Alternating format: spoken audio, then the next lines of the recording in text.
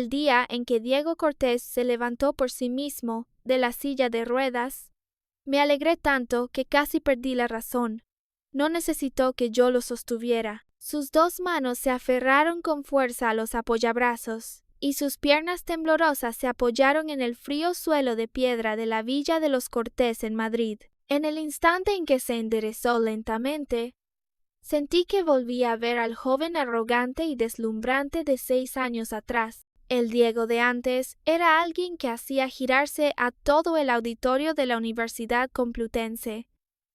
Y hoy, por fin, volvía a ponerse de pie. Me miró, y la comisura de sus labios, que no se curvaba desde hacía muchísimo tiempo, se movió apenas.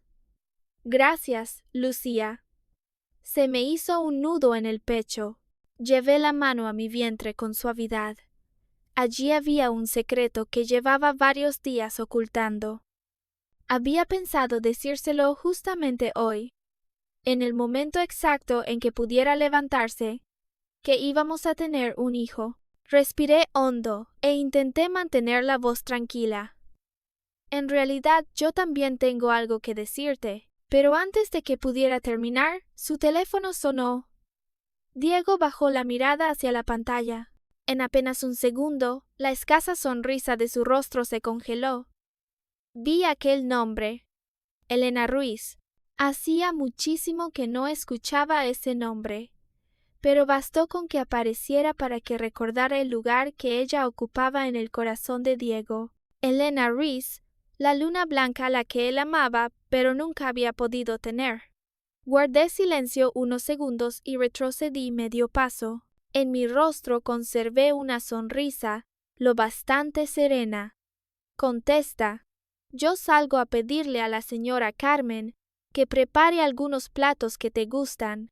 No dije nada más. Me di la vuelta y salí de la habitación.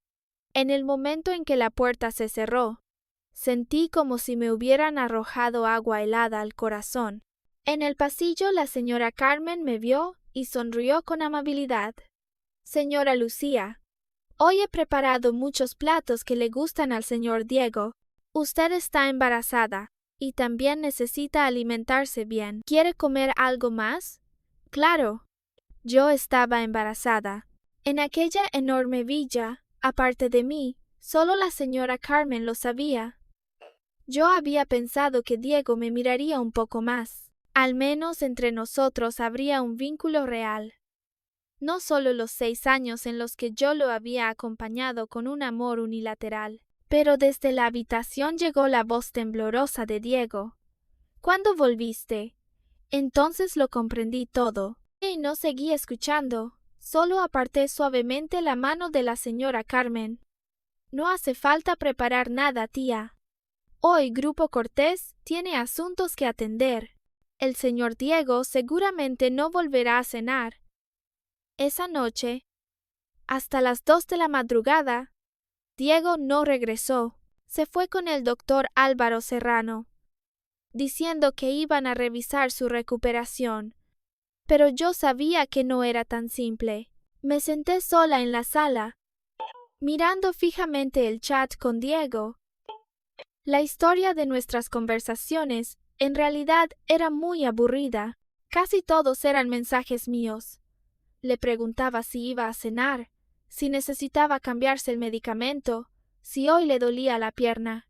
Le preguntaba si quería escuchar mi informe sobre la situación de la empresa, y sus respuestas solían ser de 1 o 2 palabras. Sí, no, como quieras. Desde que nos casamos 6 años atrás, la frecuencia de nuestras conversaciones fue aumentando poco a poco, porque entonces, por fin, yo tenía una identidad legítima para molestarlo. Había amado en secreto a Diego durante 5 años. Llegué a pensar que en toda mi vida nunca habría ningún punto de cruce entre él y yo, hasta que él sufrió aquel accidente de tráfico. Su pierna izquierda casi perdió la capacidad de moverse. Una persona tan orgullosa como Diego, desde entonces, ya no se atrevió a levantar la cabeza delante de Elena. El día en que Elena se fue de España, reuní todo mi valor para confesarme a él. Él aceptó. Yo sabía que aceptó por rabia, por decepción, porque quería demostrar que todavía podía ser amado por otra persona, pero fuera cual fuera el motivo. Con tal de poder estar al lado de la persona que me gustaba, sentía que ya había ganado. Estuve tan feliz que no dormí en toda la noche. Después, cuidé de él en la silla de ruedas durante 6 años. Lo ayudé a hacerse cargo de Grupo Cortés, pasando de ser una empleada sin nombre a convertirme en la directora Lucía Salvatierra de hoy. Recordaba cada plato que le gustaba, cada medicina que odiaba tomar, cada día en que el dolor lo dejaba sin ganas de hablar. Cualquier necesidad que tuviera, si yo podía satisfacerla, me esforzaba por hacerlo. Incluso la intimidad entre marido y mujer. Durante 6 años de convivencia, llegué a sentir que Diego había ido aceptándome poco a poco. Ingenuamente pensé que eso ya era suficiente para sentirme satisfecha. No nos faltaba comida ni ropa, y la persona que yo amaba ya se había acostumbrado a mi existencia. Hasta hoy, no sé en qué momento me quedé dormida. Desde que estaba embarazada, mi sueño era muy ligero. Al amanecer, me despertó el sonido del teléfono. Sobre mi cuerpo había una manta fina. Fuera de la puerta, la voz fría de Diego sonó. Cuando se despierte, dile que se vaya. Abrí los ojos y miré el techo blanquecino sobre mí. Ah, Elena había vuelto. Yo también debía marcharme. Ese día llegó más tarde de lo que imaginaba, así que no me sorprendió demasiado. Después de que Diego fue a Grupo Cortés, empaqué mis cosas en silencio. Todo lo que había comprado con mi dinero, lo guardé para llevármelo. Ropa, objetos personales, pequeñas pertenencias, cosas repartidas por toda aquella habitación que una vez se llamó nuestro dormitorio de matrimonio. Llamé a la empresa de mudanzas. Antes de irme, dejé la solicitud de divorcio sobre la mesa. La señora Carmen salió corriendo, con el rostro lleno de pánico. Señora Lucía, ¿qué ha pasado exactamente? La miré y sonreí muy levemente. Señora Carmen, Elena ha vuelto. De ahora en adelante, cuídela bien, por favor. Y las cosas que no deban decirse, le ruego que no las mencione. Ella entreabrió la boca, pero al final no dijo nada. Al salir de la Villa Cortés, volví la cabeza para mirar el dormitorio, que había quedado medio vacío. En un rincón, la maceta de jazmín naranja, que yo había plantado con mis propias manos para Diego, estaba cubierta por una luz suave del sol de Madrid. Me quedé inmóvil un segundo. Una sensación de impotencia subió lentamente dentro de mí. Resulta que mirar hacia arriba a alguien durante demasiado tiempo, de verdad, cansa mucho. Durante todos esos años, para hacer feliz a Diego, puse delante de él todo lo que se me ocurría, como si le ofreciera tesoros. Pero cada vez que lo recibía, él solo decía un frío sí. Aquella maceta de jazmín naranja era una de las pocas cosas que no le gustaban, igual que nunca le había gustado yo de verdad. Había pensado volver para llevarme la planta, pero entonces llamó la empresa de mudanzas. Olvídalo. Conozco el carácter de Diego. Cuando vea esa planta, seguro que la tirará sin dudarlo. Que la tire. Justo así, yo también debería tirar ese sentimiento que sostuve con tanto sufrimiento durante tantos años, completamente sola. Me fui de Madrid y me mudé a Lisboa. Desde el día en que dejé la Villa Cortés, corté todo contacto con Diego y con Grupo Cortés, y con todo aquello que pudiera arrastrarme de vuelta a aquel matrimonio. No cambié de número, porque me resultaba molesto, pero bloqueé a quienes debía bloquear. Salí de los grupos de los que debía salir, y entregué el trabajo pendiente a otros para que lo gestionaran. Después me concentré en cuidar mi embarazo. Los primeros días en Lisboa solía despertarme en mitad de la noche, soñando con el sonido de una silla de ruedas. En mis sueños, Diego seguía sentado allí, mirándome con ojos fríos. Yo quería acercarme a él, pero sentía un dolor sordo en el bajo vientre al despertar. En la pequeña habitación alquilada, solo quedaba la luz de la calle filtrándose por las cortinas. Puse la mano sobre mi vientre. Me dije a mí misma que todo había quedado atrás. Yo ya no era Lucía Salvatierra, la que solo sabía mirar hacia arriba a Diego Cortés. Ahora, además, tenía a mi hija. Pero aunque me esforcé por desaparecer de su vida, de vez en cuando seguía escuchando rumores sobre Diego. Quien me los contaba era Inés Molina, una chica que había trabajado conmigo en Grupo Cortés. Ella me había acompañado desde que yo era una pequeña empleada anónima hasta que todos empezaron a llamarme directora Lucía. Dentro de la empresa, ella era la persona en quien más confiaba. Una vez, Inés me llamó, con una voz entre curiosa y desconcertada. Lucía, últimamente el señor Diego está muy raro. Ahora que sus piernas se recuperaron, debería estar más alegre, ¿no? ¿Por qué siempre parece tan melancólico como un perro callejero abandonado? Guardé silencio un momento y luego solté una risa muy suave. Quizá sus músculos faciales sufren de nostalgia. Inés también se rió al otro lado de la línea, pero enseguida bajó la voz. Últimamente, hay una chica hermosa que va a buscarlo a menudo, pero es muy extraño. Cada vez que entra en el despacho del director general, no pasa ni unas cuantas frases antes de que salga. Miré el vaso de agua frente a mí, pasando lentamente el dedo por el borde. Es normal. Una oficina no es un lugar para tener citas. Y además, continuó Inés, hoy el señor Diego vio el cactus que tengo en mi escritorio, y hasta me preguntó cómo suelo cuidar las plantas. Dime, ¿no es raro? Bajé la mirada. En mi mente apareció de pronto la maceta de jazmín naranja que había quedado en el rincón del dormitorio aquel año. Respondí en voz baja, quizá porque a ella le gustan. Después de eso, las noticias sobre Diego fueron cada vez menos. O tal vez no fueron menos, sino que yo ya no quería escucharlas. Pasé de la curiosidad a la evasión. Pasé del dolor a la calma. Empecé a aprender a cocinar platos sencillos y a ir sola a mis revisiones de embarazo. Preparé yo misma las cosas del bebé y firmé todos los documentos en los que antes, inconscientemente, siempre quería que alguien me acompañara. La siguiente vez que oí el nombre de Diego Cortés fue el día en que nació mi hija. Marta Navarro voló desde Madrid hasta el hospital de Lisboa. Vino a cuidarme. Tomó a la bebé en brazos y sonrió hasta que se le curvaron los ojos. Tengo que decir la verdad. Esta naricita y estos ojos de doble párpado son idénticos a los de Diego Cortés.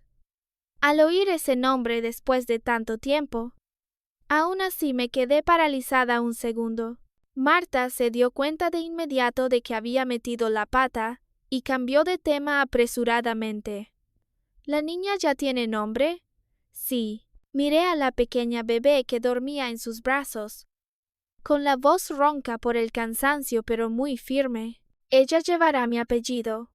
Hice una pausa y añadí, de ahora en adelante, si quieres mencionarlo, menciónalo. Marta levantó la cabeza y me miró. Yo sonreí. De todos modos, hace mucho que lo dejé atrás. Llamé a mi hija Alba Salvatierra. Alba significa amanecer. Esperaba que ella fuera la primera luz después de la larga oscuridad de mi vida. Cuando Alba cumplió 5 años, la llevé de vuelta a Madrid para visitar a mis padres, como de costumbre. Justo entonces, el profesor Herrera envió una invitación para una reunión de antiguos compañeros. Él era mi antiguo profesor en la Universidad Complutense. Hacía muchos años que todos no se veían y querían reunirse un poco. Dejé a Alba al cuidado de mis padres. Antes de irme, la niña me abrazó por el cuello y me miró con sus ojos redondos llenos de curiosidad. ¿Mamá va a ver antiguos amigos? Sí. ¿Hay amigos hombres? Me reí y le acaricié la cabeza. Tal vez. Alba asintió muy seria, como una viejita. Entonces mamá tiene que ponerse un poco bonita. Yo no sabía si reír o llorar. La niña apenas tenía 5 años, pero a veces me daba la sensación de que en su cabeza escondía todo un mundo extraño. La reunión se celebró en un restaurante antiguo cerca de la Universidad Complutense de Madrid.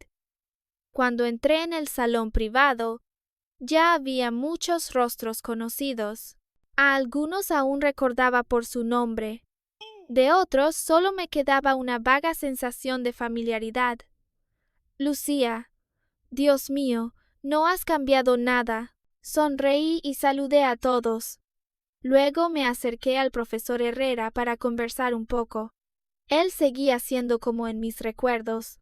Cabello entrecano, gafas de montura fina, voz grave, cálida y serena. Después de saludar, busqué un asiento vacío y me senté. Pero apenas había tocado la silla cuando, desde un rincón poco llamativo de la sala, sonó de pronto una voz baja y profunda. Es verdad que no has cambiado. Aquella voz me resultó tan familiar que se me tensó la espalda. Justo después, él volvió a hablar. Sigues siendo tan falsa como antes. Levanté la cabeza hacia la dirección de la voz. En el instante en que nuestras miradas se cruzaron, todos los sonidos alrededor se alejaron. Era Diego Cortés. 5 años sin verlo, y se había adelgazado un poco. En las comisuras de sus ojos había ya unas arrugas muy pequeñas, pero aquella frialdad y arrogancia no habían desaparecido. El tiempo no lo había marchitado. Al contrario, era como un vino guardado durante años. Después de asentarse, se volvía aún más intenso, profundo e imposible de apartar de la vista. Aún no había alcanzado a responder cuando un antiguo compañero se apresuró a reír para suavizar la situación. Vamos, Diego, deja de bromear así. Decir eso apenas la ves. ¿Quién podría soportarlo? Gracias a esa frase, la atmósfera de la sala se volvió un poco menos incómoda. Retiré lentamente la mirada. Diego era de la clase de al lado. ¿Por qué estaba aquí hoy? Pero ese pensamiento pasó muy rápido. Da igual. Al fin y al cabo, nosotros ya no teníamos nada que ver. Quizá porque el ambiente seguía algo silencioso. Noelia Vega se volvió hacia mí y preguntó: Lucía, ¿acabas de volver a Madrid? Asentí. Así es. No sé quién preguntó enseguida. ¿Cómo sabes que Lucía acaba de volver? La otra persona respondió sonriendo. Vi en sus redes una foto de Lucía llevando a su hija al parque de atracciones de Madrid. Después de decirlo, me miró con expresión sorprendida. No imaginaba que la hija de Lucía ya fuera tan grande. Al oír las palabras hija, el corazón me dio 2 fuertes latidos. En silencio apreté los dedos bajo la mesa. Por favor, no digas más. Pero cuanto más teme uno algo, más suele ocurrir. Todos empezaron a hablar, uno tras otro, de sus propios hijos. Alguien dijo que su hijo aún lloraba cada mañana al entrar en primaria. Otra persona dijo que su hija, con apenas 3 años, ya sabía mirarse al espejo y elegir vestidos. Yo solo sonreía y acompañaba la conversación, esforzándome por parecer natural, hasta que, desde el rincón de la sala, la voz de Diego, apretando los dientes, pronunció palabra por palabra: hija. Toda la sala quedó repentinamente en silencio. La persona que había mencionado a Alba se puso algo incómoda. Diego me miró. Su mirada era tan oscura que casi no dejaba respirar. Entonces, ¿dónde está el padre de la niña? Intenté mantener la calma, pero no me atreví a mirarlo directamente a los ojos. Solo miré a todos y dibujé una sonrisa tenue, como si aquello no tuviera nada de especial. El padre de la niña está de viaje de trabajo y aún no ha vuelto. Apenas terminé de hablar. Javier León apoyó la barbilla en la mano y suspiró. Tenía el rostro rojo por el alcohol. Todavía recuerdo cómo Lucía iba siempre detrás de Diego, en aquellos años, cuando ustedes dos se juntaron. Hasta me alegré por Lucía. Ese año Diego tuvo un accidente, y la lesión de la pierna fue muy grave. Lucía nunca lo abandonó. Él levantó la cabeza para mirarme y luego miró a Diego. Su voz por el alcohol se arrastraba un poco. ¿Cómo fue que al final se separaron? No respondí. En apenas un instante, el recuerdo me arrastró de vuelta a la noche del accidente de Diego. Aquel año, apreté en la mano el poco dinero de manutención que me quedaba y corrí por muchas calles de Madrid. Después de muchas dificultades, por fin encontré el Hospital Universitario La Paz, donde él estaba ingresado. Cuando llegué, Diego ya estaba despierto. Él estaba acostado en la cama del hospital, mirando aturdido el techo blanco. Yo sabía qué significaba esa mirada, porque aquel año, cuando tuve pensamientos oscuros en la azotea de la residencia universitaria, yo también miré el cielo con esa misma mirada, sin apego al mundo. Todo el cuerpo devorado por la oscuridad. En los ojos solo quedaba desesperación. Me quedé junto a la cama, con la garganta cerrada, y lo llamé en voz baja. Diego. Él giró la cabeza y me miró. Después, como por instinto, tiró de la manta para cubrirse las piernas. Parecía que era el último resto de dignidad que quería conservar. Diego yacía en la cama del hospital, cubriendo con la manta esas piernas que ya no obedecían.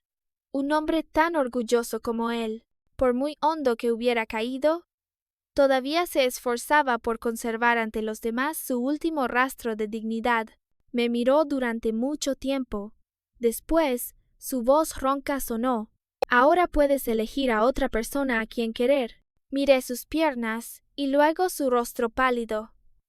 No sé por qué. Las lágrimas se me desbordaron de pronto. Diego no lo sabía. Desde el día en que me salvó en la azotea de la residencia universitaria, hice un juramento en silencio. Juré que lo querría toda mi vida. Aquel año, yo había estado en la azotea, mirando la ciudad de Madrid extendida bajo mis pies. Sentía que el mundo era enorme, pero que no había ni un solo lugar que realmente me necesitara. El viento nocturno soplaba tan fuerte que me ardían los ojos. Pensé que si daba un paso más, todo el dolor terminaría. Pero Diego apareció, me sujetó de la muñeca y tiró de mí con fuerza hacia atrás. Caí sentada sobre el frío suelo de la azotea, temblando de pies a cabeza. Él estaba de pie frente a mí, jadeando de miedo. Solo dijo en voz muy baja: «Mientras sigas viva, todavía habrá un mañana». Desde ese instante, lo vi como mi única luz. Pero olvidé algo. Un bloque de hielo milenario como Diego Cortés nunca se derretiría por mí. Lucía, Diego, Javier está borracho. No hagan caso a sus tonterías. La voz de un amigo me arrancó de aquel recuerdo. En el salón privado del restaurante, el ambiente era tan incómodo que casi se había congelado. Alguien se apresuró a levantar una copa de vino. «Vamos, vamos, bebamos. Hace muchísimo que no nos reuníamos». Yo no dije nada. Apenas asentí y estaba por tomar mi vaso de agua. Entonces sonó el teléfono de Diego. Él lo sacó, bajó la cabeza y miró la pantalla. Luego colgó de inmediato. Entre sus cejas apareció una clara expresión de fastidio. Nadie preguntó nada más, pero justo cuando él colgó, Mi teléfono volvió a sonar. En la pantalla aparecieron las 4 palabras con las que tenía guardada a Alba, bestia de 2 patas. Y además, era una videollamada. Me masajé suavemente la sien, levanté la cabeza y les dije a todos: salgo un momento a contestar. Cerré la puerta del salón privado y caminé hasta un rincón tranquilo del pasillo del restaurante. Entonces acepté la llamada. Un pequeño rostro redondo se agrandó de inmediato en la pantalla. Mamá, ¿cuándo vas a volver? Miré la hora en la esquina del teléfono. Sonreí con impotencia. Pronto. Tú y la abuela, pórtense bien en casa. ¿Sí? Alba parpadeó con sus grandes ojos. La abuela dijo que mamá fue a buscarme un papá. ¿Ya lo encontraste? Solté un suspiro. No escuches las tonterías de la abuela. Mamá está por... ¿Esta es tu hija? Detrás de mí sonó de pronto una voz masculina. Me sobresalté. Agarré el teléfono y me giré de golpe. Diego no sabía desde cuándo estaba parado detrás de mí. Arqueó apenas una ceja, y la mirada con la que me veía llevaba un interés difícil de descifrar. Acto seguido, volvió a mirar la pantalla del teléfono, en mi mano. Yo escondí el teléfono apresuradamente detrás de mi espalda. ¿Qué pasa? ¿Necesitas algo? Oh, solo vi. Diego vaciló un momento, cuando volvió a levantar la cabeza. Su mirada se había suavizado mucho. La niña es muy linda y muy sensata. Lo miré con el corazón lleno de sospechas. Claramente, hacía un momento, en el salón privado, todavía me había dicho con tono sarcástico que era tan falsa como antes. ¿Por qué ahora parecía haberse convertido en otra persona? Así es, asentí, intentando contener la culpa en mi interior. Su padre y yo hemos dedicado mucho esfuerzo. Al segundo siguiente, desde el teléfono que hasta entonces estaba tranquilo detrás de mi espalda, la voz clara de Alba sonó con fuerza, rompiendo el ambiente de fingida calma. Tío. La gata que cría mi mamá sabe dar volteretas hacia atrás. ¿Quieres venir a mi casa a verla? 2 voces sonaron al mismo tiempo. Una era la de Diego. La otra era la mía. Cerré los ojos un segundo. El nombre bestia de 2 patas seguía siendo demasiado modesto. Debería haberla llamado pequeño demonio. Dije apresuradamente: los niños no entienden. Después le dije unas cuantas frases a Alba de manera superficial y colgué rápidamente. Justo cuando iba a buscar una excusa para irme de allí, el teléfono de Diego volvió a sonar. El timbre insistente era exactamente igual al de antes. Su rostro se ensombreció al instante. Al ver su reacción, no hacía falta adivinar quién llamaba. Elena Ruiz. Llegados a este punto, cada quien debería empezar una nueva vida. Lo ocurrido antes, hacía mucho que yo lo había dejado atrás. No quería quedarme en el pasillo del restaurante enredándome otra vez con el pasado.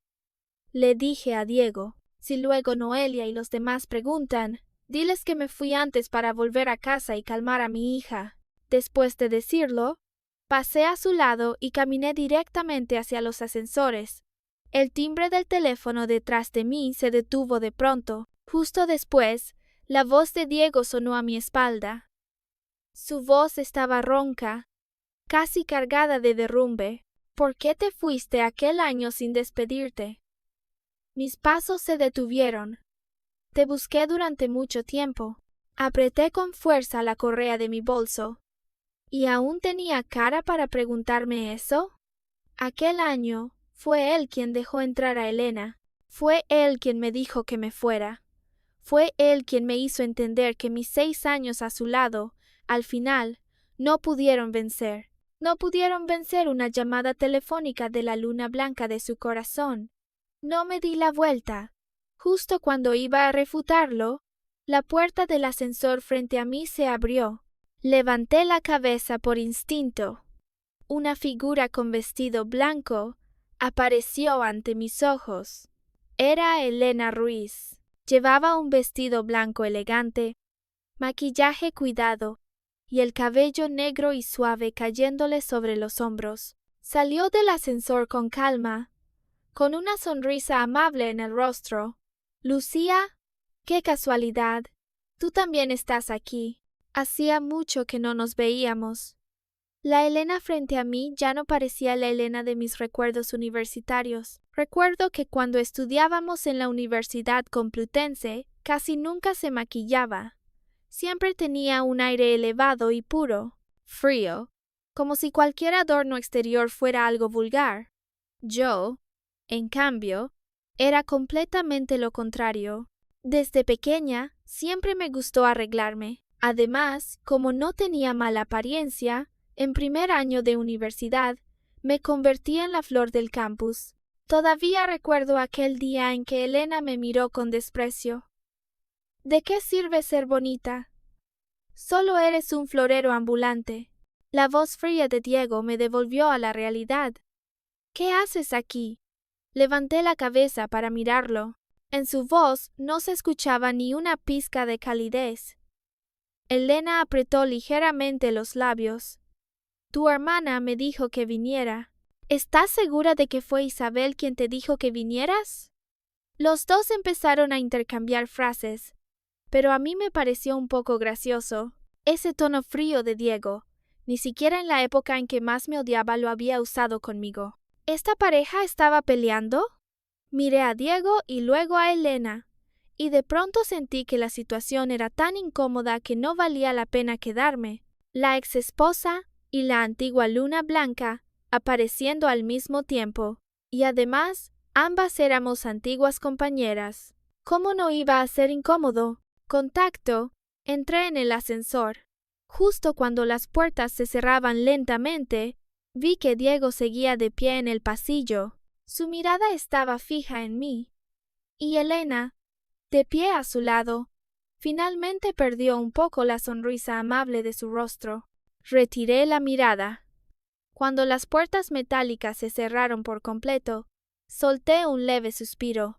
Este reencuentro había sido peor de lo que imaginaba, pero por suerte, yo ya no era la Lucía Salvatierra de aquel año.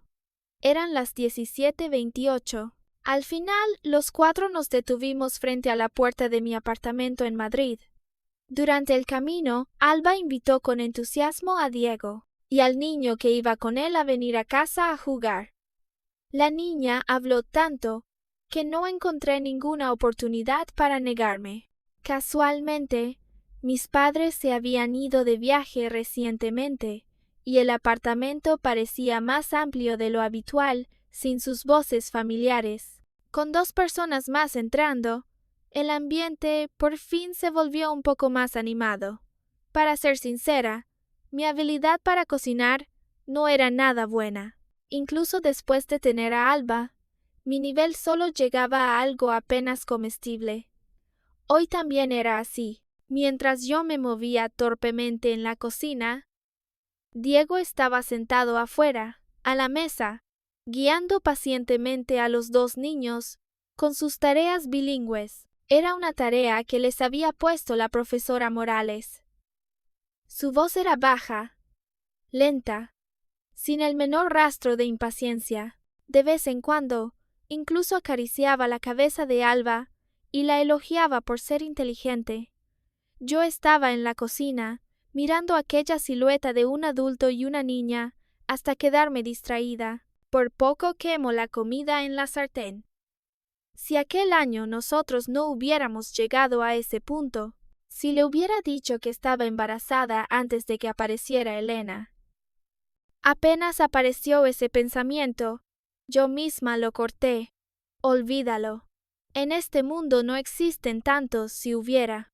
En la mesa, Diego estaba sentado frente a mí. Comía muy despacio, a una distancia tan cercana. Por fin pude ver realmente su rostro.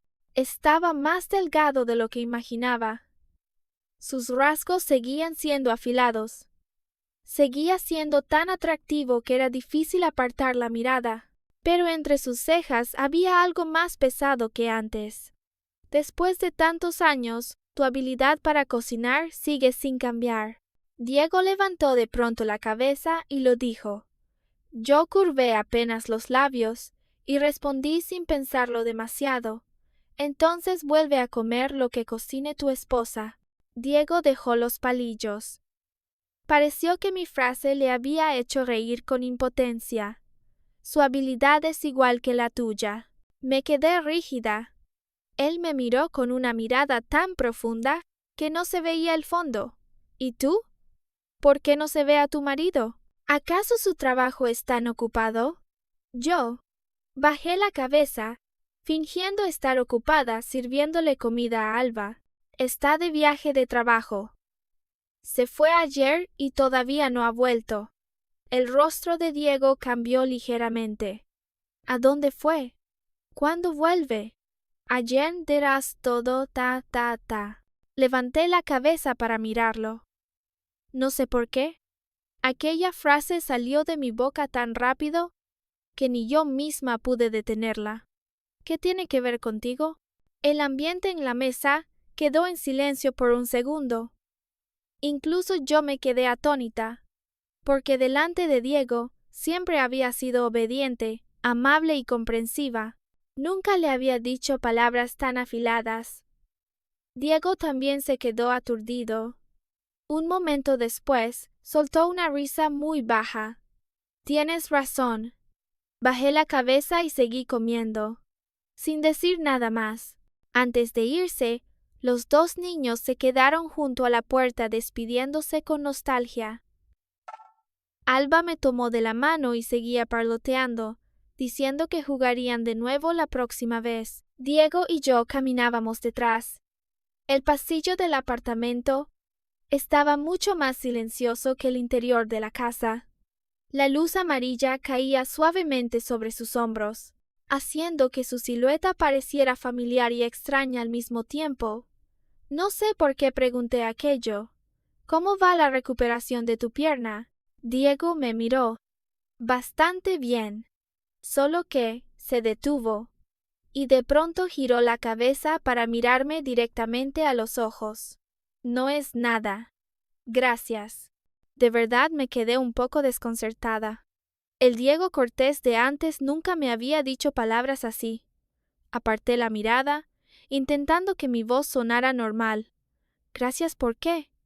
Solo fue una cena. Además, los dos niños también. Quiero decir, gracias por haber estado conmigo todos esos años. Su voz era muy baja.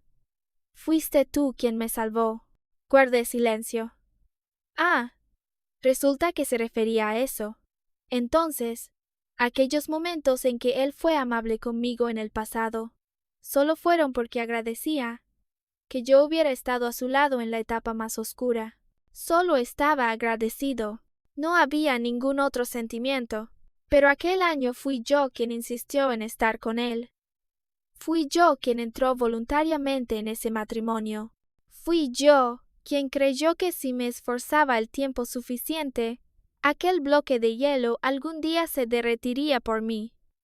¿Cómo podía hablarse de soportar o sacrificar algo? En realidad, aquel año tú también me salvaste la vida, lo dije. Diego se quedó un poco sorprendido. ¿Cuándo? En primer año de universidad, en la azotea. Me miró unos segundos. Después, como si por fin lo recordara, soltó una risa muy suave. Así que, eras tú. Yo también sonreí. Aquella sonrisa fue tan ligera que casi se deshizo bajo la luz del pasillo. Entonces podemos decir que estamos en paz. Diego me miró. La sonrisa de su rostro desapareció poco a poco. Mucho tiempo después, respondió. Bien, un mes pasó muy rápido. Esta noche afuera llovía con mucha fuerza.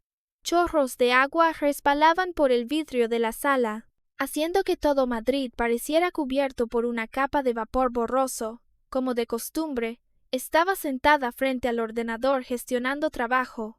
Alba estaba detrás, en el sofá, jugando. Creo que el juego se llamaba Party. La niña no sabía escribir. Solo abría el micrófono y gritaba con su vocecita infantil. ¡Ánimo! ¡Corre rápido! Medio minuto después, la niña cambió de postura alegremente. Parecía que había ganado. Bajé la cabeza y sonreí. Alba, seguimos mañana. Ve a dormir. Ya sé. La niña giró la cabeza y respondió. Luego, volvió a mirar la pantalla y preguntó. ¿Cuántos años tienes este año, tío? Yo no le prestaba atención, pero la voz de Alba era tan seria que la punta del bolígrafo en mi mano se detuvo un poco. La niña miraba fijamente la pantalla, como si hablara consigo misma. ¿30? Entonces tienes la misma edad que mi mamá. ¿Estás casado? Si estás casado, asiente. Si no, niega con la cabeza. Oh, no estás casado. Entonces, ¿qué te parece mi mamá? Levanté la cabeza de inmediato. Alba seguía tumbada boca abajo en el sofá. Sus dos piernecitas se balanceaban en el aire, y su tono era extremadamente sincero. Mi mamá es bonita y tiene dinero, solo que es un poco tonta. La abuela dice que cuando estudiaba, mi mamá siempre iba detrás de alguien. Dime, ¿no es tonta? Me dio risa y también impotencia. ¿Por qué esta niña estaba tan entusiasmada en buscarme pareja? Pero justo después, la sonrisa en la comisura de mis labios se fue apagando lentamente. ¿Será que Alba de verdad quería tener un padre? ¿Eh? Alba se acercó un poco más a la pantalla. ¿Por qué ya no te mueves, tío? ¿Me estás escuchando? Miré la pequeña espalda de mi hija, y de pronto surgió en mi corazón una sensación de culpa difícil de describir. Me había esforzado por darle todo lo que podía. Le di mi apellido, le di un hogar, le di un amor que no necesitaba contenerse. Pero hay vacíos que, aunque yo no quiera admitirlo, siguen existiendo allí. Cuando terminé de trabajar, ya había pasado más de una hora. Alba se había quedado dormida en el sofá, todavía abrazando la tableta. La llevé en brazos a su habitación. La tapé con cuidado y luego volví a mi cama. Afuera, la lluvia aún no se había detenido. Me acosté en la cama y deslicé sin pensar por las redes sociales.